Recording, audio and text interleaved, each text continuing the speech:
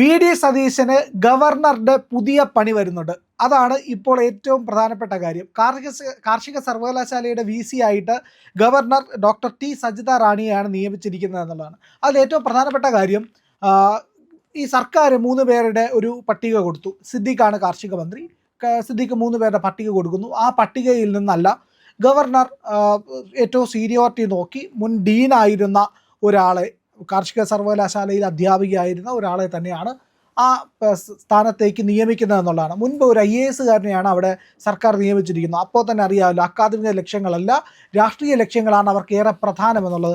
അതിൽ നിന്ന് മാറ്റം വരുത്തിക്കൊണ്ട് അക്കാദമിക കാര്യങ്ങൾ കൂടി ഏറ്റവും മനോഹരമായി നടപ്പിലാക്കാൻ കഴിയുന്ന ഒരാളെ ഗവർണർ നിയമിക്കുന്നു.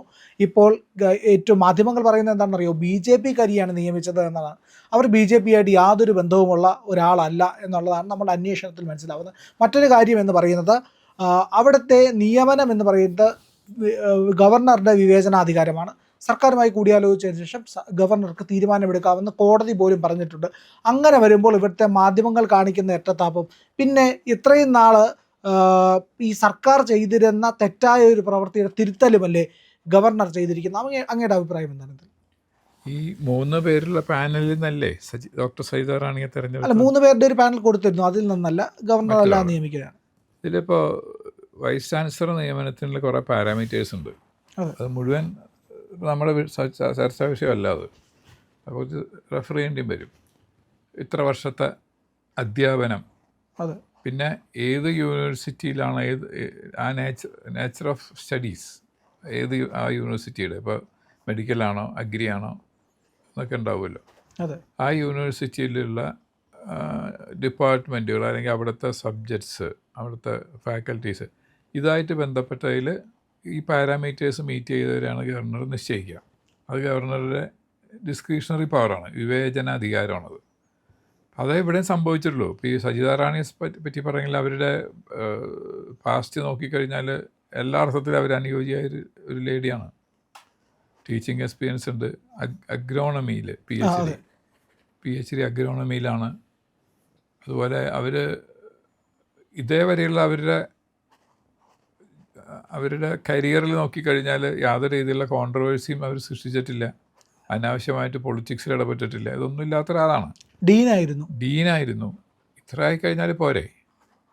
അപ്പോൾ ഇവർക്ക് താല്പര്യമുള്ളവരെ വയ്ക്കുക പറഞ്ഞാൽ അത് LDF-ൻ്റെ അതേ നയമാണ് UDF പിന്തുടരുന്നത്. അവർക്ക് താല്പര്യമുള്ളവരെ വയ്ക്കുക.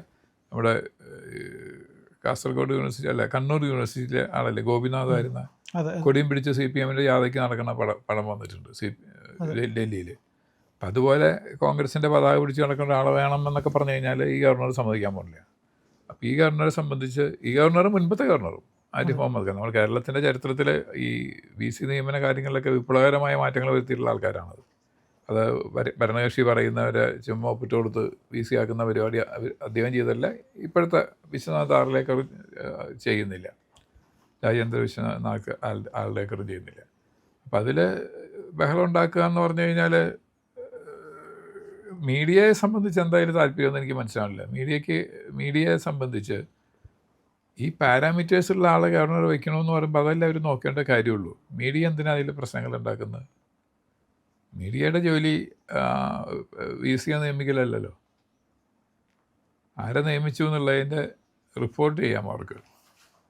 അല്ലെങ്കിൽ അവരതിൻ്റെ പ്രോസ് ആൻഡ് കോൺസ് കൊടുക്കട്ടെ. ഇവർ എന്തുകൊണ്ട് അയോഗ്യയാണെന്ന് പറയട്ടെ. ഇപ്പോൾ ഈ VC ആവാനുള്ള പാരാമീറ്റേഴ്സ്, നിശ്ചയിക്കപ്പെട്ടിട്ടുള്ള പാരാമീറ്റേഴ്സ് ഇവർ മീറ്റ് ചെയ്യുന്നില്ല എങ്കിൽ ഓക്കെ, ഗവർണർ ചെയ്തത് തെറ്റാണ്. ഇവരുടെ കാര്യത്തിൽ അങ്ങനെയല്ല. പിന്നെന്താ, അവർക്ക് BJP-ആയിട്ട് ബന്ധമുണ്ടെന്നാണ് പറയുന്നത്. അല്ല, ഒന്നും പറയാനില്ല.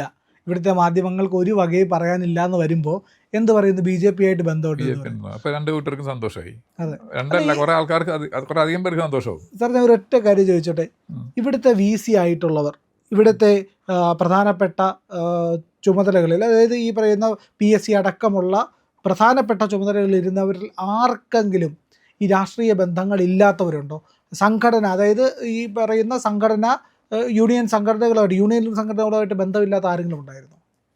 ഉണ്ടാവും സാധാരണ. കഴിഞ്ഞ ഒരു 40 കൊല്ലം നോക്കിക്കഴിഞ്ഞാൽ ഉണ്ടാവില്ല, അതിന് മുമ്പുണ്ടാവും. ഇപ്പോൾ കേരള യൂണിവേഴ്സിറ്റിയിൽ പ്രൊഫസർ സാമുൽ മത്തായിയെ പോലത്തെ ആൾക്കാരൊക്കെ VC ആയിട്ടുണ്ട്. എൻ്റെ കുട്ടിക്കാലത്തെ കഥ ഞാൻ പറയുന്നത്. എനിക്ക് കോളേജ് വിദ്യാഭ്യാസം എന്താണെന്ന് അറിയാത്ത കാലത്ത്, പക്ഷേ പത്രങ്ങളിൽ കണ്ടിട്ടുണ്ട്. അദ്ദേഹം പിന്നീട് ബാംഗ്ലൂർ ഏതൊരു യൂണിവേഴ്സിറ്റിയിൽ VC ആയി ഞാൻ കേട്ടിരിക്കുന്നത് ഇവിടുന്ന് പോയിട്ട്. അത് അങ്ങനത്തെ സോഫ്റ്റ് ആഫ്റ്റർ ആൾക്കാരാണ്. അവരെ പുറകെയാണ് ചെല്ലുന്നത്. നിങ്ങളൊന്ന് ആവൂ, അല്ലാതെ അവരിങ്ങോട്ട് വരികയല്ല. ഇതിപ്പോൾ അവർക്ക് വേണ്ടിയിട്ട് രാഷ്ട്രീയക്കാർ റെക്കമെൻഡ്, ഇപ്പോൾ PSC ചെയർമാനെ നിശ്ചയിക്കുന്ന അങ്ങനെ പൊളിറ്റിക്കൽ അപ്പോയിൻമെൻ്റ് അല്ലേ? അതിലെ മെമ്പേഴ്സിനെ നിശ്ചയിക്കുന്ന അങ്ങനെ പൊളിറ്റിക്കൽ അപ്പോയിൻമെൻ്റ് അല്ലേ? ഗവൺമെൻറ് ലീഡർമാരെ നിശ്ചയിക്കുന്ന വക്കീൽ ഏറ്റവും നല്ല വക്കീൽ എന്ന് പറഞ്ഞിട്ടാണോ?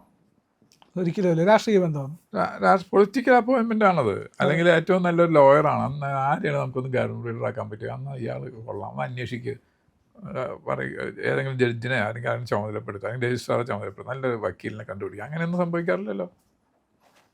പൊളിറ്റിക്കൽ അപ്പോയിൻമെൻ്റ് ആണ്. ഭരിക്കുന്ന കക്ഷിക്ക് താല്പര്യമുള്ളവരെ മാത്രമേ നിയമിക്കുന്നുള്ളൂ. ഇപ്പോൾ വീണ്ടും ഗവൺമെൻറ് ലീഡർമാരുടെ ലിസ്റ്റ് ഇപ്പോൾ വന്നു 2-3 ദിവസം മുമ്പ്. ആ ലിസ്റ്റ് നോക്കിക്കഴിഞ്ഞാൽ പൊളിറ്റിക്കൽ അപ്പോയിൻമെൻ്റ് അല്ലേ? അതല്ല. എപ്പോഴും അങ്ങനെ. അഡ്വക്കേറ്റ് ജനറൽ ആരാ? It is again political appointment. അല്ലാതെ ഏറ്റവും നല്ല വക്കീൽ, മിടുക്കനായ വക്കീൽ, ഇത്രയധികം കേസ് ജയിച്ച്, പ്രമാദമായ ഇത്രയധികം കേസുകൾ ജയിച്ചിട്ടുള്ള ആളാണ്, അങ്ങനെ തന്നെ ഇരിക്കട്ടെ എന്ന് പറഞ്ഞാൽ അങ്ങനെ സംഭവിക്കാറില്ലല്ലോ.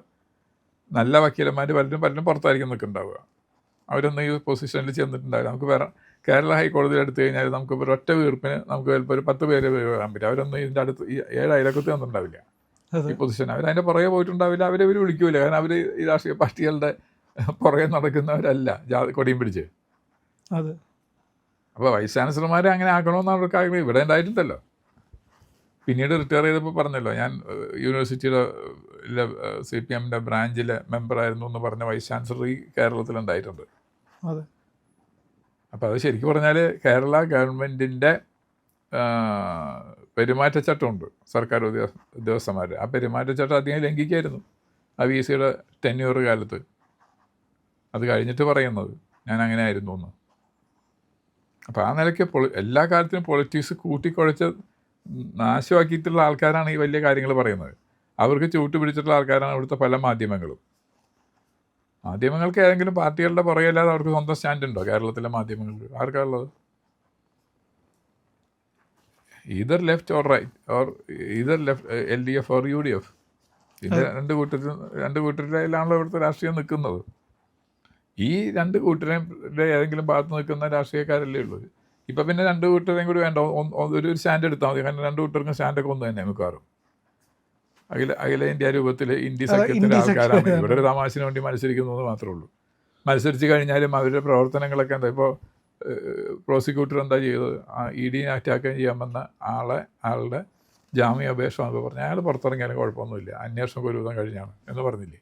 ഇപ്പോൾ ED ഇംപ്ലീഡ് ചെയ്യുകയാണ്, കക്ഷി ചേരുകയാണ് ആ കേസിൽ അയാളുടെ ജാമ്യം റദ്ദാക്കാനായിട്ട്. അപ്പോൾ ഇവർ ഇന്ത്യ സഖ്യമല്ലേ?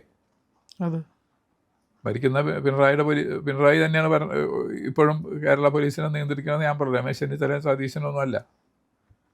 അല്ലെങ്കിൽ സംവിധാനത്തിന്, കേരളത്തിൻ്റെ സംവിധാനം എന്ന് ഉദ്ദേശിക്കുന്ന പ്ലീഡറും അതുപോലത്തെ ആൾക്കാർ, പ്രോസിക്യൂട്ടർമാരൊക്കെ, അവരൊക്കെ അവർ നിയമിച്ച ആൾക്കാരാണ്. അവരിപ്പോഴും തുടരുന്നു, അവരുടെ നയം നടപ്പാക്കുന്നു.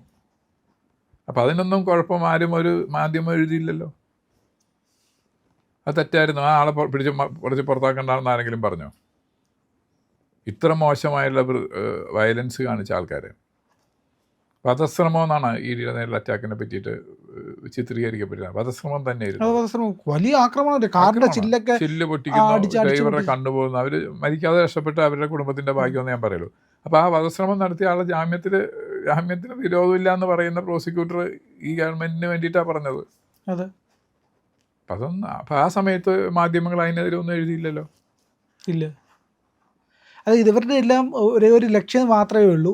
അത് എന്ന് പറയുന്നത് ഈ പറയുന്ന ഇന്ത്യ സഖ്യത്തിൻ്റെ ഒരുമിച്ച് നിൽക്കലാണ്. ഇപ്പോൾ സർവകലാശാലകളുടെ കാര്യത്തിൽ നമ്മൾ എല്ലാ കാലത്തും കണ്ടിട്ടുള്ളതാണ് ഇതേ നടപടികൾ.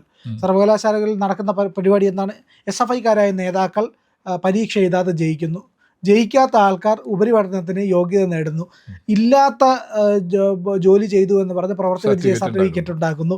ഇനി ഇതെല്ലാം പോട്ടെ, പാസ്സായി ഈ പറയുന്ന ഈ സർവകലാശാലകളുടെ കീഴിൽ ഈ കമ്മ്യൂണിസ്റ്റ് അന്തം കമ്മികളും കോൺഗ്രസും ഭരിച്ച സർവകലാശാലകളുടെ കീഴിൽ പഠിച്ച് പാസ്സായി LLBയും ഡോക്ടറേറ്റും എടുക്കുന്നവന്മാർക്ക് 4 അക്ഷരം ഇംഗ്ലീഷിൽ സംസാരിക്കാൻ പോലും അറിയില്ല. മലയാളത്തിൽ എഴുതാൻ അറിയാമോ എന്ന് പടച്ച തമ്പുരാൻ അറിയാം എന്നുള്ളതാണ്. അതാണ് കേരളത്തിൻ്റെ വിദ്യാഭ്യാസ നിലവാരത്തിനെ ഈ കമ്മ്യൂണിസ്റ്റുകളും കോൺഗ്രസുകളും കൂടെ കൊണ്ടെത്തിച്ച് അതിനൊരു മാറ്റം വരുത്താനല്ലേ ശരിക്കും ഗവർണർ ശ്രമിക്കുന്നത്? അതിൻ്റെ ഒരു മാറ്റം വരുത്താനാണ് രണ്ട് ഗവർണറും, കഴിഞ്ഞ ഗവർണർ ശ്രമിച്ചത്, ഈ ഗവർണർ ശ്രമിക്കുന്നത്. അങ്ങനെ ഒരു മാറ്റം ഉണ്ടാവണ്ടേ? അതെ. കാരണം നമ്മളിവിടുന്ന് കുറേ ആൾക്കാർ പാസ്സായി എന്ന് പറഞ്ഞാൽ കടലാസെടുത്ത് കൊടുത്തിട്ട് കാര്യമുണ്ടോ?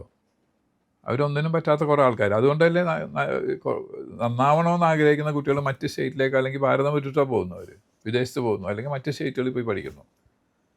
നമ്മളിപ്പോൾ എല്ലാ വർഷവും നമ്മുടെ പരിചയത്തിലുള്ള ആൾക്കാരൊക്കെ അവർ ബാംഗ്ലൂർ എവിടെയെങ്കിലും സ്ഥലത്ത് അഡ്മിഷൻ അന്വേഷിക്കുകയാണ് +2 കഴിഞ്ഞാൽ. അതെ. കാരണം അവർക്കും അവരുടെ വീട്ടുകാർക്കും വിശ്വാസമില്ല ഇവിടുത്തെ സമ്പ്രദായത്തിന്. കാരണം പരീക്ഷ എഴുതാത്ത ആൾ ജയിച്ചു എന്ന് പ്രഖ്യാപിക്കുകയാണ്. അത് കഴിഞ്ഞിട്ട് പിന്നെ പ്രിൻസിപ്പൽ ഉരുണ്ട് കളിക്കുന്നു.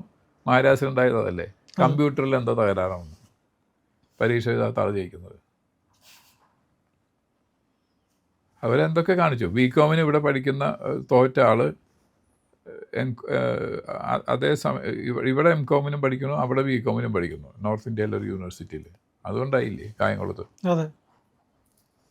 കാരണം SFIക്കാരനായി കഴിഞ്ഞാൽ അതല്ലേ കാർട്ടൂൺ വന്നത്. എന്താടാ നിനക്ക് പഠിക്കാനൊന്നുമില്ലേ? ഞാൻ SFI ചേർന്നു, ഇനി പഠിക്കേണ്ട കാര്യമൊന്നുമില്ല, പരീക്ഷയ്ക്ക് കുഴപ്പമൊന്നുമില്ല എന്ന് കൊച്ചുകുട്ടി പറയുന്നത്. കൊച്ചുകുട്ടിക്ക് പോലും അറിയാമെന്നുള്ള അവസ്ഥയിലേക്ക് അത് പോയി. അതാണ് നടക്കുന്നത്. ഈ ഡോക്ടർ സജിത റാണിയുടെ നിയമനത്തിൻ്റെ കാര്യത്തിൽ അത്ര തന്നെയുള്ളൂ. പക്ഷെ മാധ്യമങ്ങൾക്ക് ഇതിൽ ഒരു ധാർമ്മികമായിട്ടൊരു സ്റ്റാൻഡ് അവർ എടുത്തേ വെക്കൂ, അല്ലെങ്കിൽ അവരും കൂട്ടു നിൽക്കുകയാണ്. പക്ഷേ ഇവരുടെ മക്കളൊക്കെ അവർ വേറെ അടുത്തായിരിക്കും പഠിപ്പിക്കാൻ പറഞ്ഞത്, മാധ്യമങ്ങളുടെ താപ്പാനകളുടെ മക്കൾ. അതായിരിക്കും അതിൻ്റെ കാര്യം. അവരിവിടുത്തെ സ്കൂളിൽ പഠിപ്പിക്കില്ല. ഇപ്പോൾ ശിവൻകുട്ടിയുടെ കുട്ടി തന്നെ പഠിച്ചിരുന്നത് CBSE ആണെന്ന് ഇപ്പോൾ പുറത്ത് വന്നില്ലേ. PM ശ്രീ വരാൻ പാടില്ല. സാധാരണക്കാരുടെ മക്കൾ നല്ല രീതിയിൽ പഠിക്കാൻ പാടില്ല. മക്കൾ തല്ലിപ്പൊളിയായിട്ട് പഠിക്കാതെ നടന്നാലേ ജാഥയ്ക്ക് നിൽക്കാൻ ആളെ കിട്ടുള്ളൂ. ജാഥയ്ക്ക് നിൽക്കാനും അഭിമന്യുവിനെ പോലെ മരിക്കാനൊക്കെ ആൾ വേണ്ടേ, രക്തസാക്ഷികളുണ്ടാവണ്ടേ. അപ്പോൾ അവർ പഠിക്കാൻ പാടില്ല. അതാണ് ഡോക്ടർ സജിതാറാണിയുടെ നിയമനത്തിൽ ഇത് തന്നെയാണ്. ഗവൺമെൻറ് എടുക്കുന്ന നയം അതാണ്, മാധ്യമങ്ങൾ എടുക്കുന്ന നയം അതാണ്, അത് തന്നെയാണ്. പ്രിയപ്പെട്ട പ്രേക്ഷകരെ, ഞങ്ങൾ ഇന്ത്യ ലൈവ് പതിവ് പോലെ നമ്മൾ പറയുകയാണ്, മാധ്യമങ്ങളിൽ വരാത്ത, മറ്റു മാധ്യമങ്ങൾ പറയാത്ത വാർത്തകളാണ് നിങ്ങളുടെ മുന്നിലേക്ക് കൊണ്ടുവരുന്നത്. ഇത് പറയാൻ ഞങ്ങൾക്ക് പ്രേരണയും ശക്തിയും നിങ്ങളാണ്. നിങ്ങൾ ഞങ്ങളുടെ കൂടെ ഉണ്ടാവണം. ഞങ്ങളുടെ ചാനൽ സബ്സ്ക്രൈബ് ചെയ്യണം. നമുക്കൊരു ചാനൽ കൂടിയുണ്ട്, C4N മലയാളം. നമ്മൾ ഈ തെരഞ്ഞെടുപ്പൊക്കെ ആയതുകൊണ്ട് കൂടുതൽ വാർത്തകൾ നമ്മുടെ ഈ പ്ലാറ്റ്ഫോമിൽ തന്നെ കൊടുക്കാൻ കഴിയാത്തതുകൊണ്ടാണ് C4N പുതിയ വാർത്തകൾ കൊടുക്കുന്നത്. അപ്പോൾ ആ ചാനലും കൂടി ഒന്ന് സബ്സ്ക്രൈബ് ചെയ്യണം. ഇന്ത്യ ലൈവ് ഉറപ്പായിട്ടും ചെയ്യണം. C4N കൂടെ, C4N, C എന്ന് പറഞ്ഞാൽ ക്രെഡിബിൾ, 4 N നേഷൻ, രാജ്യം. നമ്മുടെ രാജ്യത്തിന് വേണ്ടിയാണ്. രാജ്യം വിട്ട് ഒരു കാര്യവും ഇന്ത്യ ലൈവിനില്ല. അതുകൊണ്ട് ഞങ്ങളുടെ കൂടെ ഉണ്ടാവണം എന്നുകൂടി അഭ്യർത്ഥിക്കുന്നു.